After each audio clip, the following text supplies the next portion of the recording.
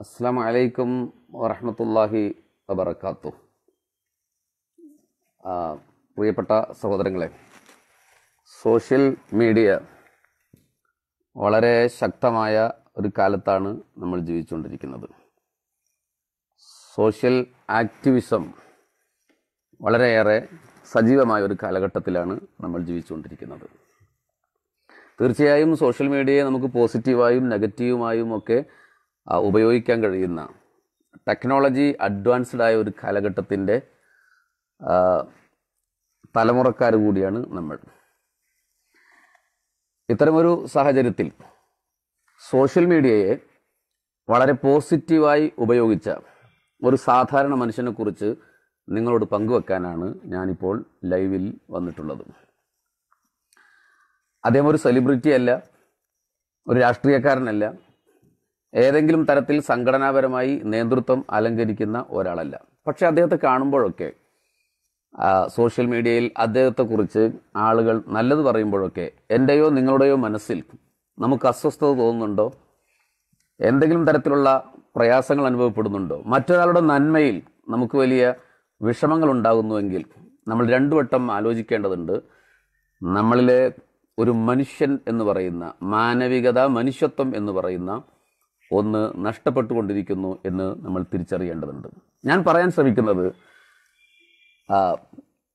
ഒരു സാധാരണ മനുഷ്യനെ കുറിച്ചാണ്. അദ്ദേഹം വീട്ടിൽ നിന്ന് ഒരു മൊബൈൽ ഷോപ്പ് നടത്തിക്കൊണ്ടിരിക്കുന്നയാളാണ്. ഉപ്പയുണ്ട്, ഉമ്മയുണ്ട്, ഭാര്യയുണ്ട്, സന്താനങ്ങളുണ്ട്. ഒരു സന്ധ്യാസമയത്ത് വീട്ടിലേക്കുള്ള സാധനങ്ങളുമായി, ഭക്ഷണവുമായി ഒരു ഹോട്ടലിൽ നിന്ന് തിരിച്ചു വരുമ്പോൾ പാലക്കാട് ജില്ലയിലെ ആലത്തൂരിൽ ആ പട്ടണത്തിൽ ആ ഭക്ഷണപ്പൊതിയിലേക്ക് ഒരു യാചകൻ കൈനീട്ടുകയാണ്. രണ്ടു വട്ടം അദ്ദേഹം ആലോചിച്ചിട്ടുണ്ടാവണം, വിശന്നിരിക്കുന്ന കുടുംബത്തിന് ഈ ഭക്ഷണം കൊണ്ടുപോയി കൊടുക്കണമോ അതോ യാചകനായി നിൽക്കുന്ന ഇദ്ദേഹത്തിന് കൊടുക്കണമോ? ആ സംശയത്തിൻ്റെ മുന്നിൽ അദ്ദേഹം കൊടുത്തത് ആ യാചകന്റെ കയ്യിലാണ്. അദ്ദേഹം അത് സംതൃപ്തിയോടെ കഴിച്ചു. വെറും കൈയോടെ ഈ സഹോദരൻ വീട്ടിലേക്ക് തിരിച്ചു വന്നു. പിറ്റേന്നും ഇത് ആവർത്തിക്കുകയാണ്. ഇതൊരു കഥയൊന്നുമല്ല, വസ്തുതയാണ്, സംഭവമാണ്. ആ മനുഷ്യനെ അത് വല്ലാതെ ഇൻഫ്ലുവൻസ് ചെയ്തു, വല്ലാതെ സ്വാധീനം ചെലുത്തി. ഇത്തരം ആളുകളെ സഹായിക്കുന്നതിന് എന്താണ് മാർഗം എന്ന് അദ്ദേഹം ആലോചിച്ചു. പിറ്റേന്ന് പകൽ അദ്ദേഹം ഹോട്ടലുകളിൽ കയറിയിറങ്ങി. ഓരോ ഹോട്ടലിൽ നിന്നും ഓരോരുത്തർക്ക് വേണ്ടിയിരുന്ന ഫുഡ് അദ്ദേഹം സ്പോൺസർ ചെയ്തു. അങ്ങനെ ആലത്തൂരിലെ ആ പാവപ്പെട്ട യാചകരായ, ഓരോ രാത്രിയിലും പട്ടിണി കിടക്കുന്ന ആളുകൾക്ക് ഭക്ഷണം കൊടുത്തുകൊണ്ട് തുടങ്ങിയ ആ സാധാരണക്കാരൻ, വലിയ അക്കാഡമിക്കൽ ബിരുദമൊന്നുമില്ലാത്ത, വലിയ ആസ്തിയൊന്നുമില്ലാത്ത, ഒരു മൊബൈൽ ഷോപ്പ് മാത്രമുള്ള ദരിദ്രനായ ആ ചെറുപ്പക്കാരൻ ഇന്ന് മലയാളിയുടെ ഏറ്റവും വലിയ അഭിമാനമായി മാറിയ ഫിറോസ് കുന്നുംപറമ്പിൽ എന്ന സഹോദരനാണ്. ഞാൻ പലവട്ടം ആലോചിച്ചു അദ്ദേഹത്തെ കുറിച്ച് പറയണമോ വേണ്ടയോ എന്ന്. പലപ്പോഴും നമ്മുടെയൊക്കെ മനസ്സിലുള്ള മറ്റൊരാളുടെ നന്മ കാണുമ്പോൾ നമുക്കുണ്ടാകുന്ന ഒരു അസ്വസ്ഥതയുണ്ടല്ലോ. ഞാൻ തീരുമാനമെടുത്തു, അത്തരം അസ്വസ്ഥത എന്നിൽ ഇപ്പോഴും ബാക്കിയുണ്ടെങ്കിൽ ഞാനൊരു മനുഷ്യനല്ല, ഞാനൊരു മാനവികതവാദിയല്ല, ഞാനൊരു യഥാർത്ഥ മുസ്ലിം ആകില്ല എന്നെനിക്ക് തോന്നിയതുകൊണ്ട് അദ്ദേഹത്തെക്കുറിച്ച് പറയണമെന്ന് എനിക്ക് തോന്നിയതിൻ്റെ വിശ്വാസത്തിലാണ് ഞാൻ പറയുന്നത്. ജീവകാരുണ്യ പ്രവർത്തനം വലിയ തട്ടിപ്പായി നടക്കുന്ന ഒരു കാലഘട്ടത്തിലാണ് നമ്മൾ ഇപ്പോൾ ജീവിച്ചുകൊണ്ടിരിക്കുന്നത്. വലിയ തരത്തിലുള്ള സ്വന്തമായ ആസ്തി ഉണ്ടാക്കാൻ ഉള്ള എളുപ്പ വഴിയാണ് ജീവകാരുണ്യ പ്രവർത്തനം എന്ന് പറയുന്നത്. ഇന്ന് അതൊരു വലിയ മാർഗമാണ്. അത്തരത്തിലുള്ള ഒറ്റപ്പെട്ട ആളുകൾ ഉണ്ടായിരിക്കാം. ഞാൻ അതിനെക്കുറിച്ച് ഇവിടെ തൽക്കാലം പറയുന്നില്ല. ഏതെങ്കിലും ഒരു നെഗറ്റീവായ നമ്മുടെ ഒരു വർത്തമാനം കൊണ്ട് ഏതെങ്കിലും നന്മ ചെയ്യുന്ന ഒരാൾക്ക് അയാളുടെ പ്രവർത്തനത്തിന് തടസ്സമാവുമെങ്കിൽ അത്തരമൊരു വാക്ക്, അത്തരമൊരു അക്ഷരം നമ്മുടെ ആളുകളിൽ നിന്ന് വരാതിരിക്കലാണ് നല്ലത്. എന്നാൽ കൃത്യമായ തട്ടിപ്പ് നടത്തുന്ന ആളുകളുണ്ടെങ്കിൽ അവരെ ബോധ്യപ്പെടുത്തേണ്ടതും അനിവാര്യതയാണ്. ഫിറോസ് കുന്നുംപറമ്പിൽ ഒരു യഥാർത്ഥ മതവിശ്വാസിയാണ്, ഒരു സാധാരണക്കാരനാണ്. ഇന്നലെ അദ്ദേഹം സൗദി അറേബ്യയിലെ ജിദ്ദയിൽ ഉംറക്ക് പോയി. ജിദ്ദയിലെ ഷറഫിയയിലെ ഇംബാല ഗ്രൗണ്ടിൽ അദ്ദേഹത്തിന് ലഭിച്ച സ്വീകരണം കണ്ടപ്പോൾ കോരിത്തരിച്ചു പോയി. അദ്ദേഹം ഒരു സെലിബ്രിറ്റി അല്ല, കേരളത്തിലെ, ഇന്ത്യയിൽ അറിയപ്പെടുന്ന ഒരു പൊളിറ്റീഷ്യൻ അല്ല. എന്നിട്ട് പോലും ആയിരക്കണക്കിന് ആളുകൾ അവരുടെ ആൻഡ്രോയിഡ് മൊബൈലുകൾ ഉയർത്തിപ്പിടിച്ച് ഒട്ടും കാണാൻ ഭംഗിയൊന്നുമില്ലാത്ത ആ ചെറുപ്പക്കാരൻ്റെ ഒരു ഷോട്ട് ലഭിക്കാൻ വേണ്ടിയിട്ട് കാത്തു നിൽക്കുന്ന ആ ഒരു രംഗമുണ്ട്. ഇവിടെ ഒരു സത്യവിശ്വാസിയായ മുസ്ലിം ആദ്യം മനസ്സിലാക്കേണ്ട ഒരു കാര്യം, ഒരാൾക്ക് നന്മ ചെയ്യുക എന്നതുകൊണ്ട് സ്വർഗപ്രതിഫലം ലഭിക്കുന്നതിനോടൊപ്പം തന്നെ ഇഹലോകത്തും അവന് വലിയ അർത്ഥത്തിലുള്ള അംഗീകാരം ലഭിക്കും എന്നതാണ്. വലിയ അർത്ഥത്തിലുള്ള സ്നേഹമായി അദ്ദേഹം മാറിയില്ലേ?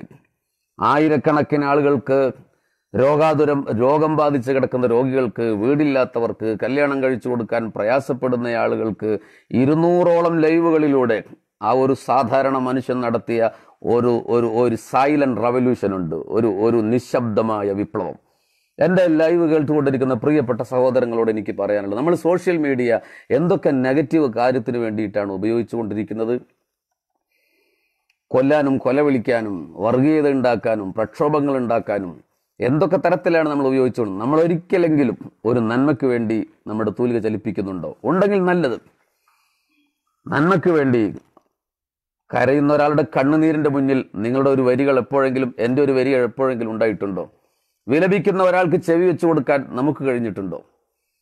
പക്ഷെ ഫിറോസ് എന്ന സാധാരണ മനുഷ്യന് അത് കഴിഞ്ഞു എന്നതുകൊണ്ടാണ് 10,000-കണക്കിന് ആളുകൾ അദ്ദേഹത്തെ സ്വീകരിക്കുന്നതും കേരളം നെഞ്ചേറ്റി വെക്കുന്നതും ഫിറോസ് കുന്നുംപറമ്പലിന്റെ ആത്മാർത്ഥത കൊണ്ടും അദ്ദേഹം ചെയ്ത വലിയ സേവന പ്രവർത്തനങ്ങൾ കൊണ്ടുമാണ്. പ്രിയപ്പെട്ട സഹോദരങ്ങളെ, ജീവിതത്തെ അടയാളപ്പെടുത്തുക എന്നുള്ളതാണ്. എത്രയോ സാമ്രാജ്യങ്ങൾ ഇവിടെ നശിച്ചുപോയി, എത്രയോ വലിയ വലിയ നേതാക്കന്മാർ അവരുടേതായ ഭാഗധേയം നിർണയിച്ചുകൊണ്ട് കടന്നുപോയി. ജീവിതം വളരെ ചെറുത ഒന്നാണ്. ഭോഗങ്ങളെല്ലാം ക്ഷണപ്രഭ ചഞ്ചലം, വേഗേന നഷ്ടമാ മായുസ്സുമോർക്കനി വഹ്നി സന്തപ്ത ലോഹസ്തംഭു ബിന്ദുന സന്നിഭം മർത്യജന്മം ക്ഷണഭംഗുരം പന്തർപ്പെരുവഴി അമ്പലം തന്നിലെ തന്തരായി കൂടി വിയോഗം വരും പോലെ. വളരെ നശ്വരമാണ് നമ്മുടെ ജീവിതം എന്ന് പറയുന്നത്. എല്ലാ സുഖങ്ങളും നശിക്കാനുള്ളതാണ്. സന്നിഭം മർത്യജന്മം ക്ഷണഭംഗുരം. ജീവിതം വളരെ കുറച്ചേ ഉള്ളൂ.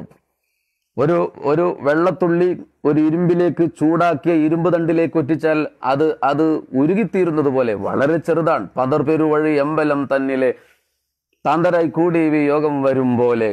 ഒരു ബസ് സ്റ്റോപ്പിൽ കാത്തു നിൽക്കുന്നവർ വണ്ടി വന്നാൽ പോകുന്നത് പോലെ വളരെ ചെറുതാണ് എൻ്റെയും നിങ്ങളുടെ ജീവിതം. പുണ്യ നബി അതിനെ കുറിച്ച് പറഞ്ഞു, കുൻ ഫിദ്ദുനിയ കഅന്നക ഗരീബ് ഔ ആബിറു സബീൽ വഉദ്ദ നഫ്സക മിൻ അസ്ഹാബിൽ ഖുബൂർ. നീ ഒരു വിദേശിയെ പോലെ ജീവിക്ക്, നീ ഒരു വഴിയാത്രക്കാരനെ പോലെയായി. അവൻ ഒരു സ്ഥിര സങ്കേതത്തിൽ ആസ്ഥാനം ഉറപ്പിക്കില്ല. ഇതൊക്കെ താൽക്കാലികമാണ്. തൻ്റെ ഗ്രാമത്തിന്റെ നൊസ്റ്റാൾജിയ ഒരു യാത്രക്കാരന്റെ, ഒരു വിദേശിയുടെ മനസ്സിൽ എപ്പോഴും ഉണ്ടാവും ഗൃഹാതുരമായ ഒരു ഓർമ്മ. അതെ, നമ്മൾ യാത്രക്കാരാണ്, സ്വർഗത്തിലേക്ക് പോകേണ്ടവരാണ്. ഈ ചെറിയ ജീവിതത്തെ സിഗ്നേച്ചർ ചെയ്യാൻ പറ്റുമോ എന്നാണ്. സിഗ്നേച്ചർ ഓഫ് ലൈഫ്, ജീവിതത്തിന്റെ കയ്യൊപ്പ് സമർപ്പിക്കാൻ കഴിയുമോ എന്ന്. ഫിറോസ് കുന്നുംപറമ്പലിന് അത് കഴിഞ്ഞു എന്നത് വളരെ അഭിമാനത്തോടെ നമ്മൾ പറയുമ്പോഴും അദ്ദേഹം ഒരു യഥാർത്ഥ മതവിശ്വാസിയായി ജീവിച്ചുകൊണ്ട് തന്നെ ഒരു മുസ്ലിമിന് തന്റെ ഐഡന്റിറ്റി ലോകത്തിന് സമ്മാനിക്കാൻ കഴിഞ്ഞു എന്ന അർത്ഥത്തിൽ അദ്ദേഹം ഉൾക്കൊള്ളുന്ന ഒരു കമ്മ്യൂണിറ്റിയിൽ ജനിച്ചു എന്നതുകൊണ്ട് നമ്മൾ അഭിമാനപ്പെടുകയാണ്. രണ്ടാമത്തെ ഒരു കാര്യം, അദ്ദേഹം മുസ്ലിം എന്ന അർത്ഥത്തിൽ മാത്രമല്ല, ജാതി നോക്കാതെ, മതം നോക്കാതെ, രാഷ്ട്രീയം നോക്കാതെ എത്രയെത്ര നിരാലംബരുടെ മുന്നിലാണ്. 2 ദിവസം കൊണ്ട് 80 ലക്ഷം രൂപ കളക്ട് ചെയ്യാൻ നമ്മുടെ ഗവൺമെന്റിന് കഴിയുമോ? ഏതെങ്കിലും ഒരു സംഘടനയ്ക്ക് കഴിയുമോ? 2 ദിവസം കൊണ്ട് 80-60 ലക്ഷങ്ങൾ നിരാലംബരുടെ അക്കൗണ്ടിലേക്ക് കൊണ്ടെത്തിക്കാൻ അദ്ദേഹത്തിന് കഴിഞ്ഞുവെങ്കിൽ അദ്ദേഹത്തിന്റെ ആത്മാർത്ഥതയും കൂട്ടത്തിൽ ജാതി ഭേദ മതമന്യെ സഹായിക്കുന്ന നന്മയുടെ ആളുകൾ ഇപ്പോഴും ജീവിച്ചിരിപ്പുണ്ട്. സോഷ്യൽ മീഡിയയിലെ വർഗീയതയും ഇസ്ലാമിനെ ഭീകരവാദമാക്കലും ഒക്കെ ഒരു തരത്തിൽ നടന്നുകൊണ്ടിരിക്കുമ്പോഴും അതല്ല യഥാർത്ഥ ഇസ്ലാം എന്നും അതല്ല യഥാർത്ഥ മാനവികത എന്നും സകല മനുഷ്യരും ഒന്നിച്ചു ചേർന്നുകൊണ്ട് ഫിറോസിന്റെ കൂടെ നിൽക്കുന്നുവെങ്കിൽ ആലോചിക്കുക, നമുക്ക് ചെയ്യാൻ കഴിയില്ലേ പ്രിയപ്പെട്ടവരെ? മറ്റുള്ളവർക്ക് വേണ്ടി ഒരു നന്മ പറയാൻ, മറ്റുള്ളവർക്ക് വേണ്ടി ഒരു നന്മ ചലിപ്പിക്കാൻ നമുക്ക് കഴിയില്ലേ പ്രിയപ്പെട്ടവരെ? വളരെ ചെറിയ ഈ ആയുസ് വെറുതെ തീർക്കാതെ ജീവിതത്തെ അടയാളപ്പെടുത്താൻ കഴിയുക എന്നുള്ളതാണ് ഒരു ജീവിതം സാർത്ഥകമാകുന്നു എന്നതിൻ്റെ ഏറ്റവും വലിയ സന്തോഷം. ഫിറോസ് സാഹിബ് എപ്പോഴെങ്കിലും ഈ ലൈവ് കേൾക്കുകയാണെങ്കിൽ താങ്കളോട് എനിക്ക് പറയാനുള്ള ഒരു കാര്യം, ബിംബങ്ങൾ ഉണ്ടായിക്കൊണ്ടിരിക്കുകയാണ്. ആളുകളെ ബിംബങ്ങളാക്കി ആ ബിംബം തകർന്നു പോകുന്ന, തങ്ങളുടെ പ്രതീക്ഷകളെ തകരുമ്പോൾ അവർ താഴോട്ടിടുന്ന ഒരു സാഹചര്യം മലയാളികളുടെ പ്രത്യേകിച്ചും ഒരു സ്വഭാവമാണ്. അതുകൊണ്ട് ഇതുവരെ താങ്കൾ പുലർത്തിപ്പോന്ന ആത്മാർത്ഥത, തീർച്ചയായും അള്ളാഹുവിനെ മാത്രം ഭയപ്പെട്ടുകൊണ്ട് അവന്റെ സഹായം തേടിക്കൊണ്ട് താങ്കൾ ഇതുവരെ സ്വീകരിച്ചു വന്ന മതനിലപാടുകളും താങ്കളുടെ വ്യക്തിപരമായ നിലപാടുകളും അതുപോലെ ഉൾക്കൊണ്ടുകൊണ്ട് ഈ പ്രൊപ്പഗണ്ടകളിൽ വീണുപോകാതെ, ഈ പ്രശസ്തിയിൽ ഒരിക്കലും അതിൽ വീണുപോകാതെ ആ ആത്മാർത്ഥതയോടെ, പ്രശസ്തിയൊക്കെ അള്ളാഹു പിറകിലൂടെ തരുന്നതാണ്, ജനങ്ങൾ സ്നേഹത്തോടെ തരുന്നതാണ്. അത് ഏറ്റുവാങ്ങിക്കൊണ്ട് അള്ളാഹുവിനോട് നന്ദി ചെയ്തുകൊണ്ട് എൻ്റെ ജീവിതം ഒരാൾക്ക് ഉപകാരപ്പെട്ടുവല്ലോ എന്ന സന്തോഷത്തോടെ നിങ്ങൾക്ക് മരിച്ചു പോകാൻ കഴിയുമെന്ന സന്തോഷകരമായ ഓർമ്മകളോടെ ബിംബവൽക്കരണത്തിൽ ഒരിക്കലും വീണുപോകാതിരിക്കട്ടെ എന്ന് താങ്കളോട് അഭ്യർത്ഥിക്കുകയും പ്രാർത്ഥിക്കുകയും ചെയ്തുകൊണ്ടാണ്. പാലക്കാട്ടുകാരോട് പ്രത്യേകമായ ഒരു കാര്യം പറയാനുള്ളത്, ഇദ്ദേഹത്തെ ഞാൻ ഇതുവരെ പറഞ്ഞ ഗൗരവം അവസാനം പറയുന്നത് കൊണ്ട് നിങ്ങൾ ഇല്ലാതെയാക്കരുത്. നിങ്ങൾക്ക് കഴിയുമെങ്കിൽ ഏതെങ്കിലും ഒരു നിയമസഭാ മണ്ഡലത്തിൽ അദ്ദേഹത്തെ നിർത്തി ജാതി മത രാഷ്ട്രീയ ഭേദമന്യേ വിജയിപ്പിച്ചുകൊണ്ട് ഒരുപക്ഷെ അദ്ദേഹം ഒരു നിയമസഭാ സാമാജികനായാൽ നിയമപരമായും മറ്റു ഗവൺമെന്റ് തലത്തിലുള്ള സഹായങ്ങൾ എത്തിക്കാൻ കൂടി അദ്ദേഹത്തിന് കഴിയും. അതില്ലാതെ തന്നെ MLA യും MP യും മന്ത്രിയും ആകാതെ തന്നെ വളരെ വലിയ രീതിയിലുള്ള അദ്ദേഹത്തിന്റെ സേവന പ്രവർത്തനങ്ങൾ തുടരുന്നുണ്ട്. പക്ഷേ അദ്ദേഹം ഏതൊരു ലൈവിൽ പറഞ്ഞൊരു ഓർമ്മയിൽ ഞാൻ പറയുകയാണ്, എങ്കിൽ പാലക്കാട്ടുകാർ നിങ്ങളുടെ നന്മക്ക് പിറകിൽ നിങ്ങൾ സഹായിച്ചു എന്നൊരു സന്തോഷമുണ്ടാവും. അള്ളാഹു അദ്ദേഹത്തെയും സഹായിക്കുന്ന പ്രവാസികളായ നാട്ടുകാരായ എല്ലാവരെയും അനുഗ്രഹിക്കുമാറാകട്ടെ. ഒരുപക്ഷെ വിവാദമല്ലാത്തത് കൊണ്ട് നിങ്ങളിത് ഷെയർ ചെയ്യുമോ എന്ന് എനിക്കറിയില്ല. പക്ഷേ നന്മയാണെന്ന് ആരുടെയെങ്കിലും മനസ്സിൽ തോന്നുന്നുവെങ്കിൽ, ഒരാളുടെ പ്രശസ്തിയിൽ നമുക്ക് അസ്വസ്ഥത തോന്നുന്നുവെങ്കിൽ നമ്മൾ മനസ്സിനെ വീണ്ടും വിമലീകരിക്കേണ്ടതുണ്ട്. എൻ്റെ മനസ്സെന്നോട് നിരന്തരം പറഞ്ഞു, ഫിറോസിന് വേണ്ടി ശബ്ദിച്ചിട്ടില്ലെങ്കിൽ, സംസാരിച്ചിട്ടില്ലെങ്കിൽ ഇപ്പോഴുള്ളൊരവസ്ഥയിലാണ് സംസാരിക്കുന്നത്. വരാനിരിക്കുന്ന നാളുകളെക്കുറിച്ച് മുൻകൂട്ടി പറയാൻ ഞാനൊരു പ്രവാചകനല്ലാത്തത് കൊണ്ടാണ്. പക്ഷേ എൻ്റെ മനസ്സെന്നോട് പറഞ്ഞു, പറഞ്ഞേ മതിയാവൂ, എൻ്റെ ബാധ്യത ഞാൻ നിറവേറ്റിയിരിക്കുന്നു. എൻ്റെ അഹങ്കാരം ഞാൻ ആ വലിയ മനുഷ്യൻ്റെ മുന്നിൽ എൻ്റെ വിനയമായി ഞാൻ ചുരുക്കുന്നു. അസ്സലാമു അലൈക്കും. എല്ലാവർക്കും നന്ദി, എല്ലാവർക്കും അനുഗ്രഹമുണ്ടാകട്ടെ. അസ്സലാമു അലൈക്കും വറഹ്മത്തുള്ളാഹി വബറകാതുഹു. ബഷീർ ഫൈസി, ദേശമംഗലം.